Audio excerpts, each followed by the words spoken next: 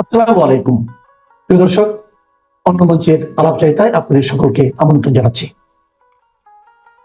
অন্য মঞ্চের আলোচনায় আজ আমাদের অতিথি হিসেবে আছেন কালকে কলকাতা থেকে ফেরার পথে প্রধানমন্ত্রী নরেন্দ্র মোদী সঙ্গে শেখ হাসিনা দেখা হয়েছে বলে গুঞ্জন শোনা যাচ্ছে দিল্লিতে।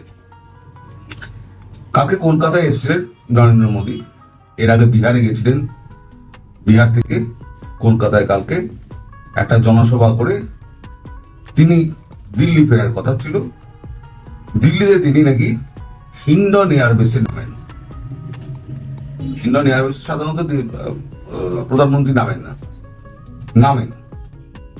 সেখানেই নাকি শেখ হাসিনার সঙ্গে তার দেখা হয়েছে এবং 15 মিনিট কথা হয়েছে চা খেতে খেতে। এই খবরটা আমি পাই আজকে সকালবেলা। খবরটা পাওয়ার পর আমি নানানভাবে এটাকে কনফার্ম করার জন্য বিভিন্ন লোকের সঙ্গে দিল্লিতে আমি যোগাযোগ করেছি। কেউই কিন্তু কোনো কথা বলছে না। এর মধ্যে একজনের কথা আমি বলতে পারি, যিনি এই মুহূর্তে সব থেকে বেশি বিতর্কিত। নাম বলবো না, আপনারা বুঝে নিন। তিনি ক্যাবিনেট র্যাঙ্কের, অথচ মন্ত্রী নন, কিন্তু সমস্ত ডিসিশনগুলো তিনি নরেন্দ্র মোদী, রাজনাথ সিং, জয়শঙ্কর সবাই মিলে নেন। এই যে গোষ্ঠীটা রয়েছে, এরাই মোটামুটি দেশটা চালায়, বহির্বিশ্বটা চালায়, আর আভ্যন্তরীণ দেশটা চালান হচ্ছে অমিত শাহ। দুজনে মোটামুটি আনঅফিসিয়ালি ভাগ হয়ে গিয়েছে। আমি দেশের অভ্যন্তর দেখছি, আপনারা বিদেশ দেখুন। এইরকম ভাবে একটা ভাগাভাগি হয়েছে। তা তাকে যখন আমি ফোন করি, তিনি তখন হ্যাঁও বলেন না, নাও বলেন না। তো আমি বললাম, দেখুন, সংস্কৃতে একটা কথা আছে, মৌনেন সম্মতি লক্ষণম, অর্থাৎ যে মৌন থাকে তাকে বলা হয় সম্মতি আছে।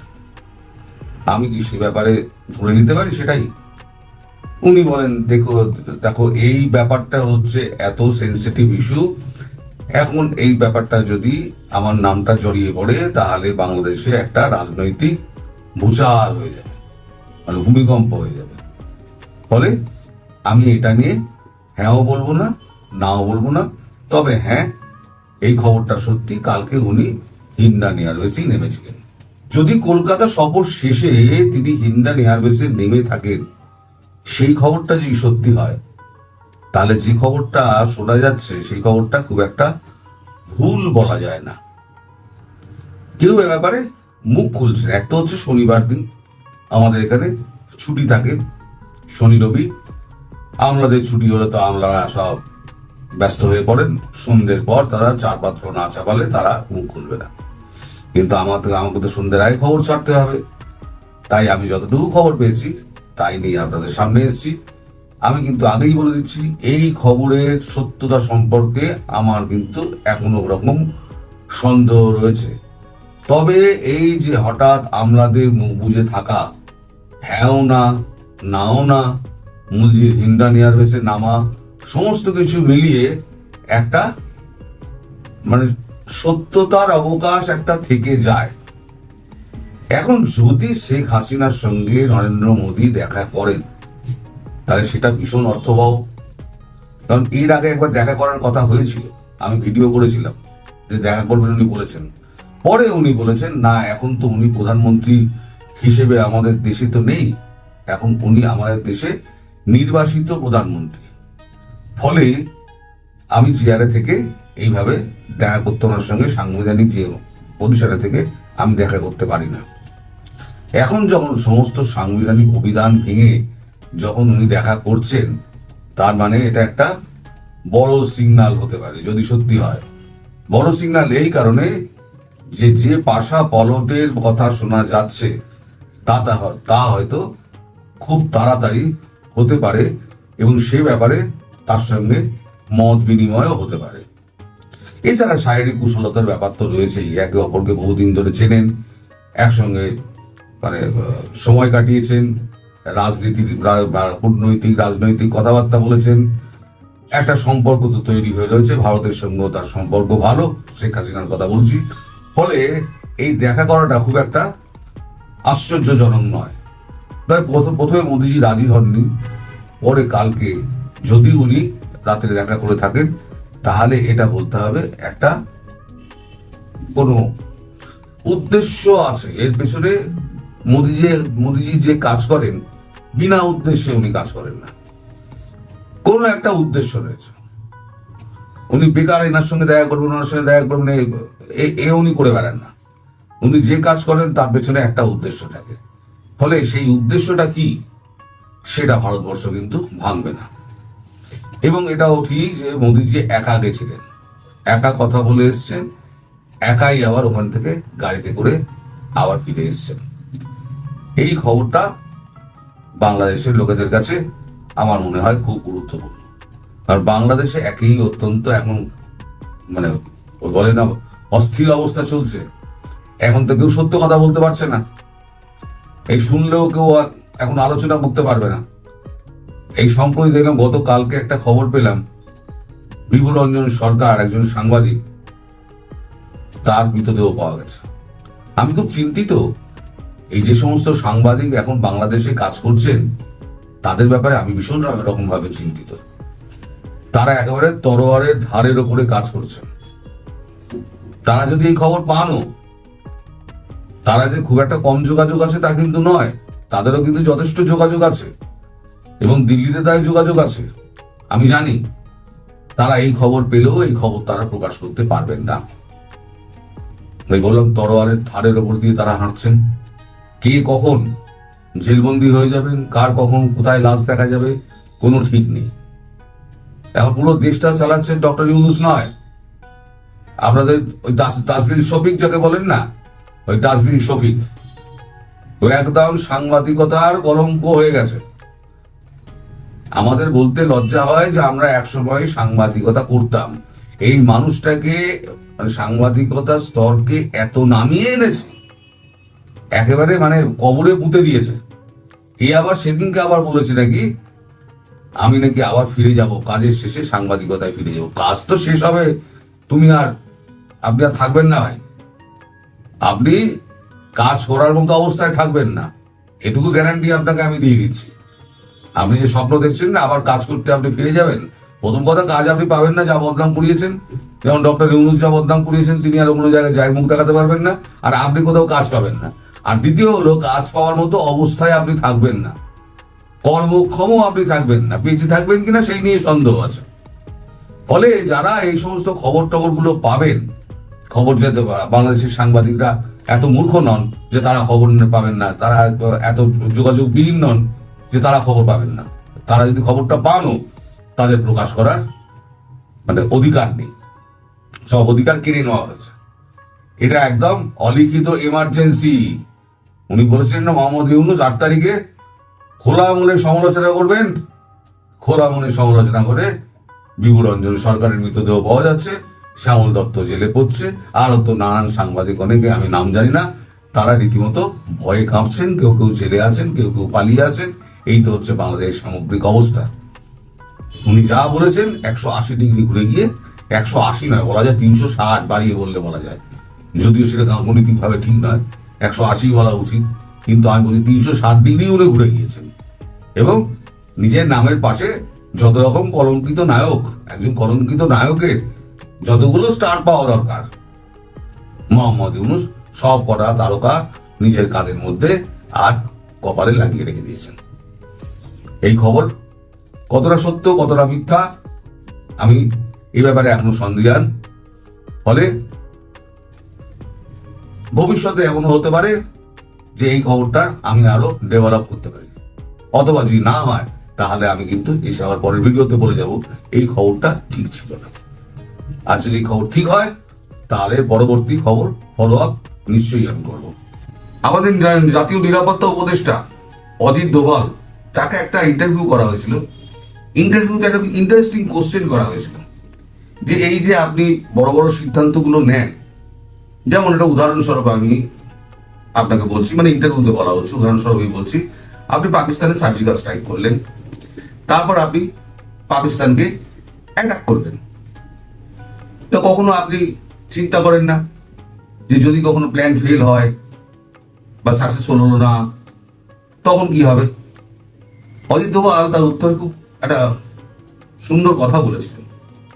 উনি বলেছিলেন, দেখুন, আমি যদি কখনো কখনো ডিসিশন কোনো নিই, কি হবে, ফলাফল কি হতে পারে, সেটা কোথায় গিয়ে থামতে পারে, আমি সেটা আগে দেখে নিই। এবার তো তার রিটালিয়েশন আছে, সেই রিটালিয়েশনটা মানে ওপার থেকে তো মারবে আমাকে, তো রিটালিয়েশন যেটা হবে সেটা আমি কতটা সহ্য করতে পারবো সেটা আমি আগে দেখে নিই।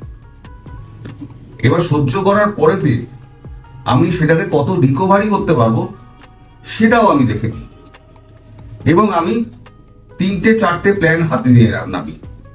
প্ল্যান এ ফেল করলে প্ল্যান বি, বি ফেল করলে প্ল্যান সি, সি ফেল করলে প্ল্যান ডি। আমি নেবে 4টে প্ল্যান রেডি করার পর তারপরে আমি ওই অ্যাকশনে নামি। এই ইন্টারভিউয়ের কথাটা বলার অর্থ হলো এটা যে আজকে বাংলাদেশে যে পরিস্থিতিটা হয়েছে, এটা তো পুরো আইএসআই করালো, যে আইএসআই কে যে খবর ছিল 7 দিনের মধ্যে ভারত অ্যাটাক করবে। সুতরাং এমন কিছু একটা করো যাতে সারা পৃথিবীর মিডিয়া যাতে জেনে যায়। এই যে প্রথম প্রথম চক্রান্তের যে গল্পটা হচ্ছিল সেটা আমিও বিশ্বাস করিনি। পরবর্তীকালে দুজন লেফটেন্যান্ট জেনারেলের কাছ থেকে আমি যখন শুনলাম তখন বুঝতে পারলাম যে ঘটনাটা কতটা ভয়াবহ এবং মানে সত্যি, এবং ইউনুস কতটা মানে ক্ষুরধার বুদ্ধি সম্পন্ন, এবং আইএসআই পুরোপুরি কাজে লাগিয়ে থাকে। এখন এই অবস্থায় কি হলো? প্ল্যান ছিল ওটা ঢাকার রাজপথে ফেলবে, ঢাকার রাজপথে না পড়ে ওটা পড়লো গিয়ে একবার একটা স্কুলের ওপরে। শতাধিক বাচ্চা মারা গেল, বহু নিখোঁজ হলো। আপনারা হয়তো খবর রাখেন কিনা আমি জানি না, মানে আমি তো কখনো বলিনি।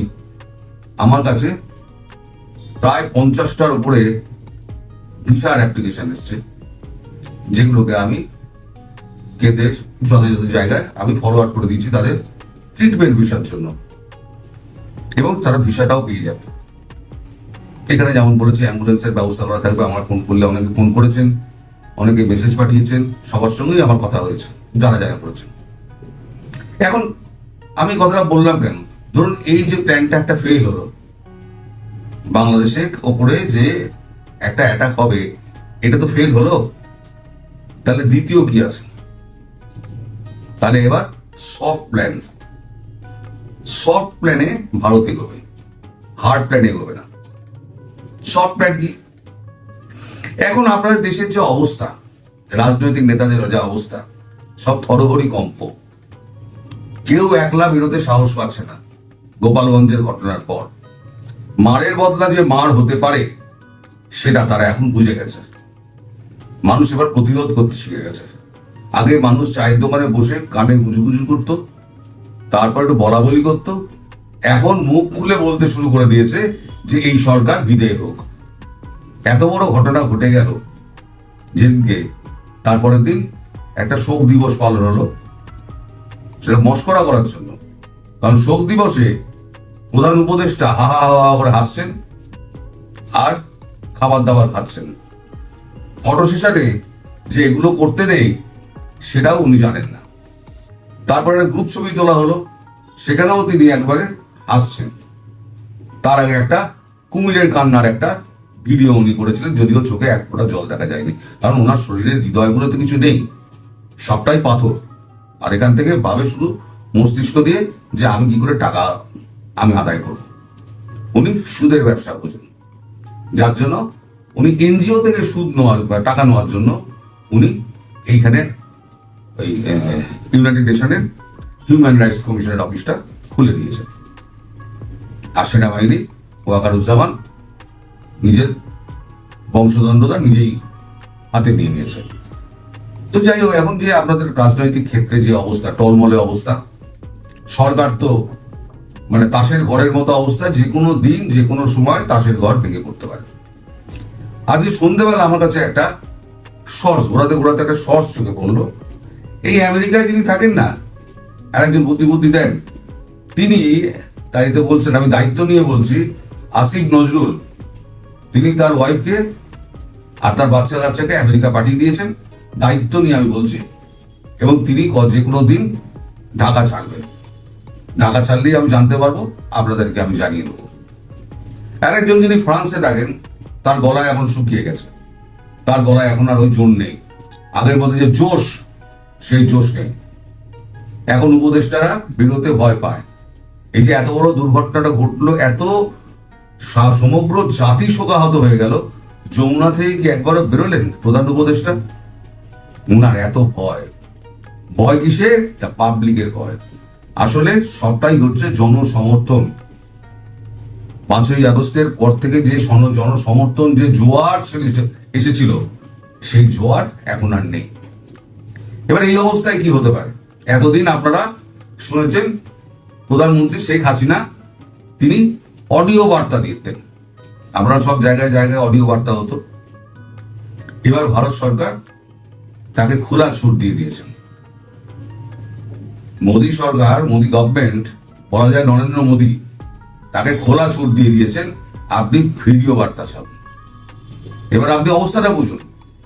একই সরকারের নড়বড়ে অবস্থা, সবসময় আওয়ামী লীগ ভূত দেখছে, সবকিছুর মধ্যে যা কিছু হচ্ছে সব আওয়ামী লীগ ভূত দেখছে। এরপরে যদি শেখ হাসিনার অডিও বার্তার জায়গায় ভিডিও বার্তা আসে, তাহলে অবস্থাটা কি দাঁড়াবে? এবং আমি দায়িত্ব নিয়ে বলছি, খুব শিগগিরই উনি ভিডিও বার্তা নিয়ে আপনাদের সামনে হাজির হবেন।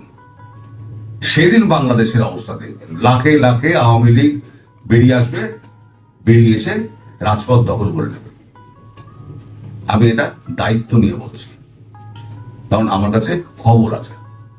তারপরেও প্ল্যান সি আছে, প্ল্যান ডি আছে। এগুলো হচ্ছে সব প্ল্যান।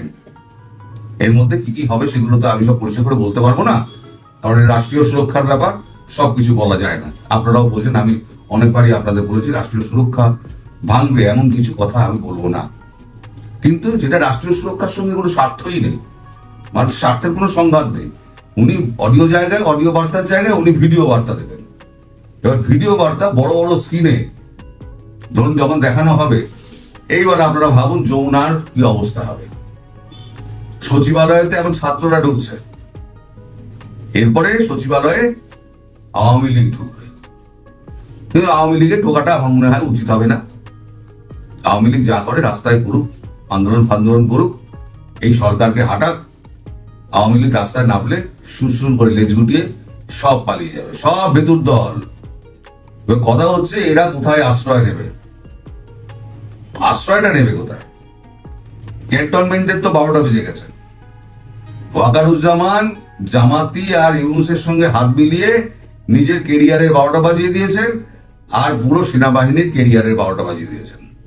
সেনাবাহিনী এখন আর শান্তি রক্ষা মিশনে যেতে পারবে না। আর্থিক ক্ষতি তো হলোই, দেশের বদনাম হলো। ইউনুস আর কি করতে বাকি রেখেছে? ভারত কি ছাড়বে? ভারত ছাড়বে না, কারণ এর পেছনে ইন্ধন যোগাচ্ছে এখন ISI। চীন এখন যোগাচ্ছে না। এখন রিগটা ফরমালি গঠন হচ্ছে বলে চীন সরে গেছে, চীন থাকবে না এর মধ্যে, এবং সেটা কনফার্ম হয়ে গেছে। চীনের একটা লোককে দেখেছেন এরপরে আর এসছে, বা তাদের সঙ্গে কোনো কথা হয়েছে? আর হবে না। হ্যাঁ, অফিসিয়ালি যে কথাবার্তা হয়, যেহেতু চীনের অনেক প্রজেক্ট চলছে, তাদের অ্যাম্বাসেডার যোগাযোগ করতেই পারে, তো সেগুলো হবে। কিন্তু ওই বুদ্ধি দেওয়া, কুবুদ্ধি দেওয়া, পয়সা দেওয়া, সেগুলো আর নতুন করে হবে না। ফলে এই যে এখন plan B, soft plan B, সেটা খুব শিগগিরই হবে। সেই অপেক্ষায় থাকুন এবং আপনারা নিজেরা চিন্তা করে দেখুন, শেখ হাসিনা যখন ভিডিও বার্তায় যখন বলবেন অমুক দিনকে আপনারা পথে নামুন, আমি খুব শিগগিরই আসছি, আওয়ামী লীগের মনোবলটা 10 থেকে 100 উঠে যাবে এবং হই হই করে রাস্তায় নেমে পড়বে। এবং সাধারণ মানুষ যারা আছে, যারা আজকে মুখ খুলছে, দেয়ালে দেয়ালে চিত্রণ লেখা আঁকা হচ্ছে শেখ হাসিনা, সে ছবিও আমার কাছে এসছে, স্প্রে পেন্টিং করে আঁকা হচ্ছে, ছবি আঁকা হচ্ছে রাস্তায়। এই হাসিনার ছবি সমস্ত মিটিয়ে দেওয়া হয়েছিল, মুছে দেওয়া হয়েছিল, কালো রং দিয়ে মুছে দেওয়া হয়েছিল, বিকৃত করা হয়েছিল। আজকে কারো সাহস আছে শেখ হাসিনার সম্পর্কে একটা বাজে কথা বলার? জানে তার রিপার্কেশন কি হতে পারে।